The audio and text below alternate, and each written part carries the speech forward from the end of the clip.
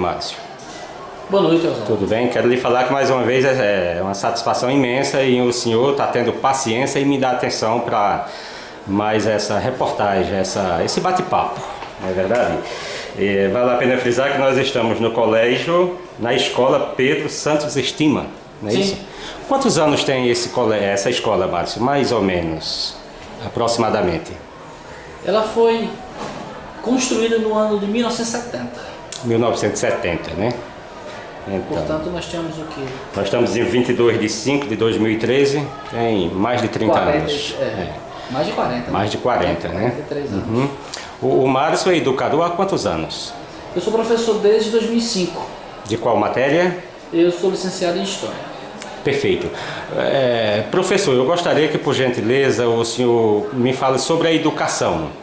Em primeiro lugar, eu gostaria que o senhor me falasse se é mais fácil educar um homem de 40 anos ou um menino de 12 anos. Depende do que a gente entenda educação. A educação que direciona o currículo, direciona o ensino, a experiência mostra que não só a escola, mas até qualquer outra informação que a gente vai passar para as crianças, o aproveitamento é melhor, o aprendizado é mais rentável, né? Os jovens, as crianças, por serem pequenas, né, elas estão mais maleáveis para receber as instruções. Sobre a educação, eu gosto muito de frisar isso, a educação não é muito bem entendida, né? A educação de caracteres, né, que formam o caráter das pessoas, aquela que a gente recebe em casa, aquela que a gente é instruído pelos nossos pais, como os comportamentos, como a ética, e a educação como instrução, que a escola é preparada, sobretudo a educação básica, para repassar para os jovens. Que na realidade, resumindo, o pai e a mãe, ou seja, o berço familiar é obrigado a educar também, né? É obrigado, né? A educação tem esse duplo entendimento, né? Ainda, né? Eu vejo como um equívoco que muitas pessoas têm. Né? A educação ela é muito complexa. Existe a instrução que a escola dá, mas ela educa, né? Porque ela forma o cidadão, ela capacita o jovem para o mercado de trabalho, quando ele conclui a educação básica, mas também ele tem que receber dos pais, né? Ele tem que receber de casa aquela educação do caráter, que é a educação dos princípios. Eu gosto muito de frisar essa separação para que a gente saiba por onde caminhar nas nossas conversas. Educador Márcio, por gentileza, como que o senhor analisa, me classifique de 10 anos, de uma década para cá, a educação de modo geral, não em Flores, nem no Nordeste, a nível de âmbito nacional, melhorou muito ou está no mesmo? Fica à vontade. A educação deu um salto a partir do ano de 1996, Oswaldo, quando foi criada a Lei de Diretrizes e Bases, que é a Lei 93/94, muito famosa, todo profissional da educação já ouviu falar dela ou já folheou algum artigo dela. Nos últimos 10 anos houve um grande salto na educação do Brasil, né? Principalmente agora nesses últimos anos, quando ela universalizou como educação básica, incluindo também a creche, né, o ensino infantil, como sendo um ensino universal e de obrigação do Estado a oferecer a toda a população, cresceu muito a educação. Mas vale salientar que a educação no Brasil, de forma geral, estava muito a desejar, né? A qualidade da educação, a qualidade ainda da infraestrutura das escolas, né? Ainda a formação do próprio professor, deixa muito a desejar, porque nós estamos muito atrasados quando somos comparados com outros países, né? Alguns países, por exemplo, alguns países do primeiro mundo, os países ricos, o investimento em tecnologia, em ciência, sobretudo em educação, é um investimento muito alto, coisa que os países que estão em desenvolvimento, como o exemplo do Brasil, não ainda despertaram ainda para esse tipo de investimento. Houve um crescimento, mas não suficiente para alavancar de vez, né, o nosso país para o progresso, para se igualar com os países ricos. O senhor, como educador, é até quase que, digamos assim, obrigado a ser um formador de opinião, né? O senhor acredita assim na recuperação de um homem de mau caráter?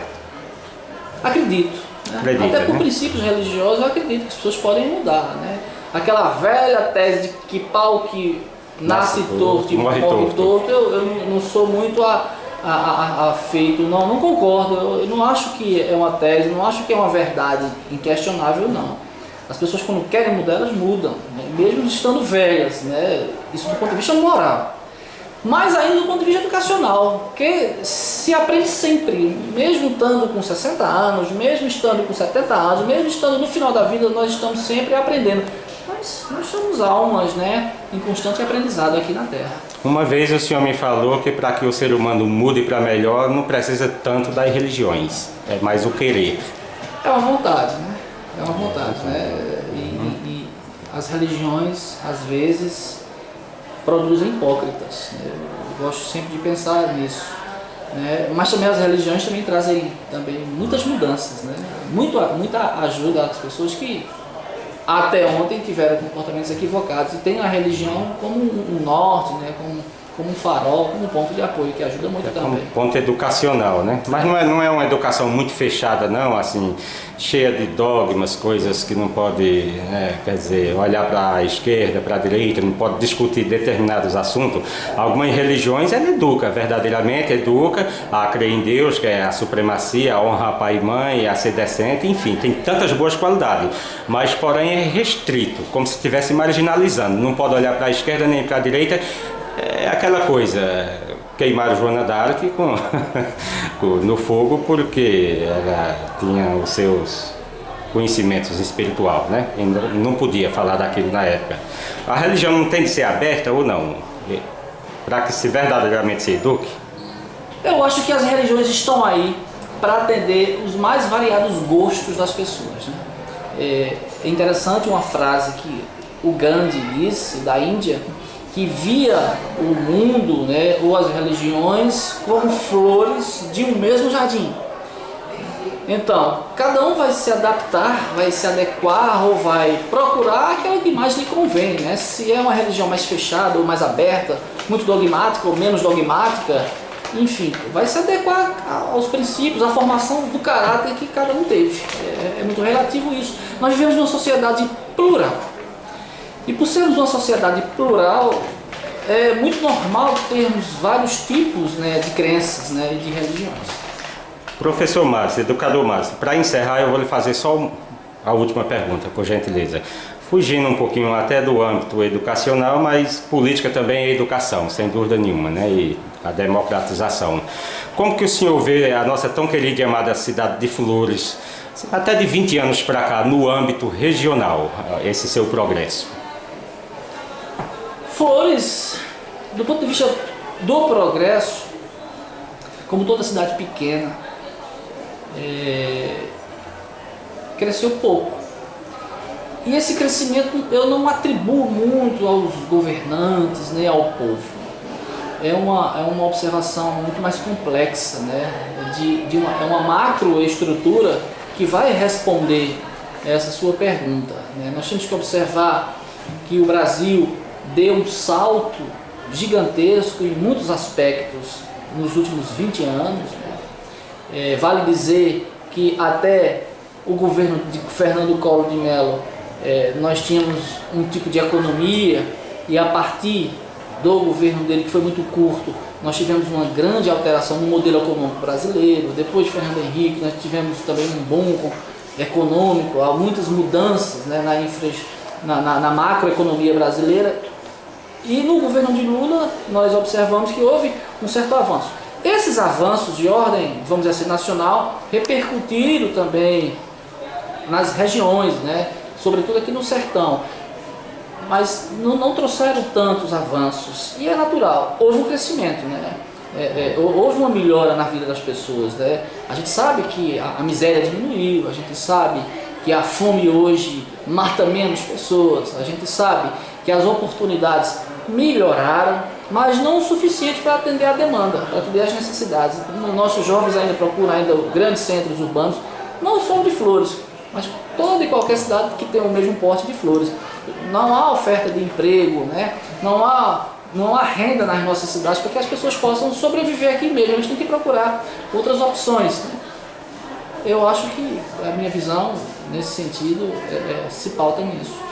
Eu quero lhes falar que o senhor me deixou assim muito mais enriquecido com as informações que o senhor me passou e me educando também.